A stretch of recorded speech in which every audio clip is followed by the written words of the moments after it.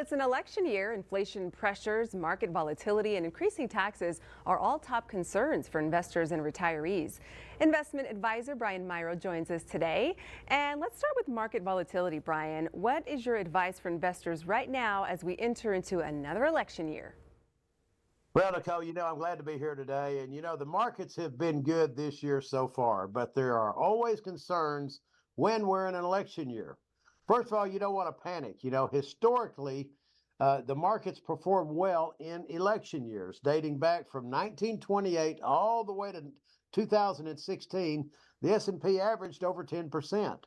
And you need to make sure that your investments are balanced and they line up with your risk tolerance.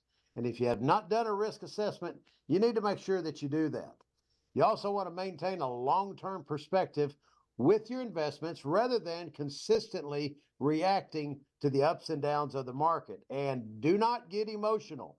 We have to tell ourselves not to get excited when the markets go up or get nervous when the markets go down. You only experience the loss of a market downturn when you sell. And historically, the markets typically recover after there's a downturn. Well, what about inflation, Brian? President Joe Biden said it himself this week that prices are still way too high. Well, Nicole, much of the inflation for the year will be decided by the Feds. The next Fed meeting on interest rates is in March, and experts predict that they're going to cut rates again this year. Now, I know I feel inflation most when I'm at the grocery store or getting gas. Stuff just costs more. And even though inflation numbers have come down, we're still feeling it. The best thing people can do right now is to plan to deal with inflation, as it's probably not going away anytime soon. And here's a couple of things that you might want to consider when you're dealing with inflation.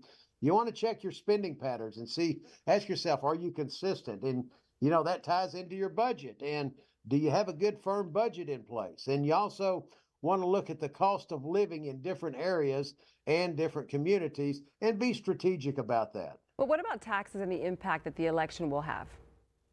Well, the Tax and Jobs Act expires at the end of 2025, and that means higher tax rates and lower estate tax exemptions.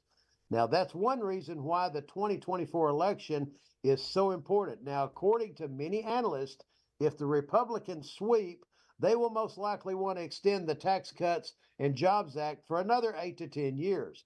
Now, if the Democrats sweep, they mostly will like to move in the opposite direction, reviving the tax increases that were part of the Build Back Better effort in 2022.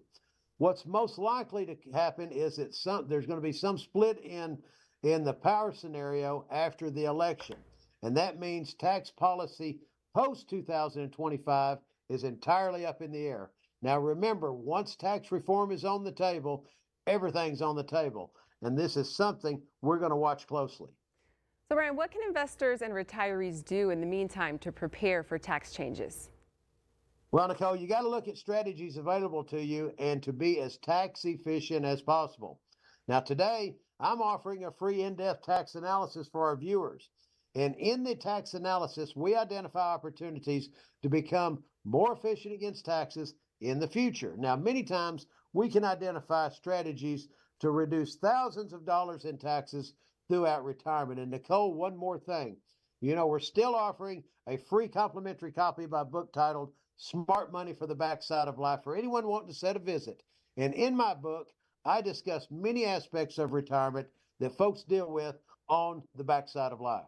Well, all you have to do is text RETIRE to 915-233-2904 for your free tax analysis, and you can set a visit to receive a copy of Brian's new book, Smart Money for the Backside of Life. Again, that number, 915-233-2904. You can text RETIRE. You can also visit their website, www.myrocapital.com/TV. Brian, as always, it's a pleasure. Nicole, thanks for having me today. Have a good afternoon. Thank you. Or evening. Well, you go to the doctor when you